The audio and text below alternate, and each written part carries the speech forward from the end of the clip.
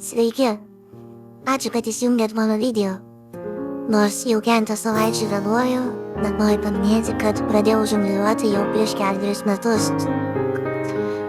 Pastaruoju metu gan mažai užsiemu šią veiklą, nes Gyvenime atsirado daug kitų dalykų, kuo turiu rūpintis ir daugiau laiko skyriau praktikavimui su to, ką jau moku, bet nepamirščiau. Bet galiu pasidžiaugti, kad pavyko Ir dar išmokti naują. Taigi pirmiausia, pavyko qualify žongliruojant 5 žiedus. Stipriai pagerinau metimų už nugaros įgūdžius, tiek su kamuoliukais, tiek su puokeliam. Šiek tiek prisijaukinau žongliravimą 5 kamuoliukais, galiu pereiti iš kaskados į ketopleksus ir atvirkščiai. Įdėjau nemažai laiko ir pastangų, kad galėčiau žongliravimui panaudoti ir kojas, bet dar reikia daug praktikos. Vargiais negalais pradeda pavykti triukas krioklys, bet tik į vieną pusę. Kalbant apie 3 kamuoliukų triukus, praeitais metais išmokau vadinamąją Dovydo dilemą. Įkvėptas Hario Žokemo stiliaus pabandžiau sukurti panašią rutiną.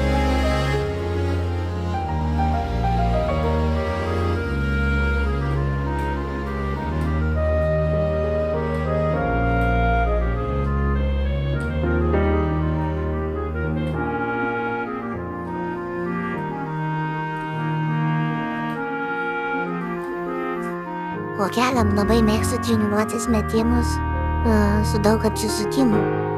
Jau gan įbūdau padaryti 3 apsisukimų metimus ir pavyksta padaryti 4 apsisukimų.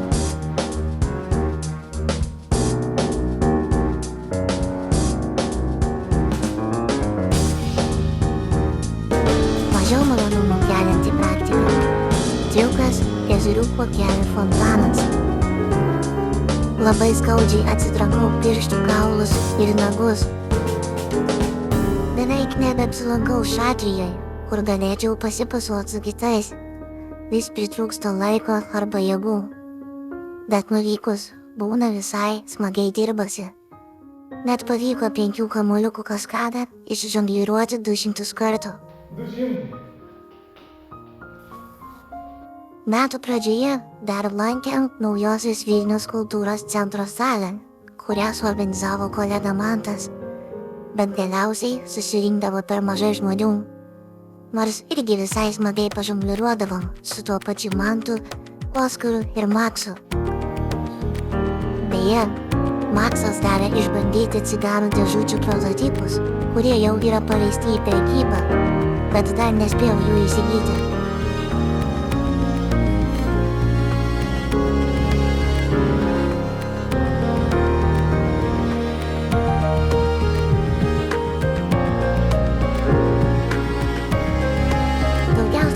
Savo treniruotėms galiu skirti vasarą.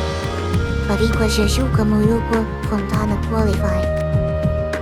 Pademonstravau savo įgūdžius Basanavičiaus gatvėj ir surinkau pinigų ledams.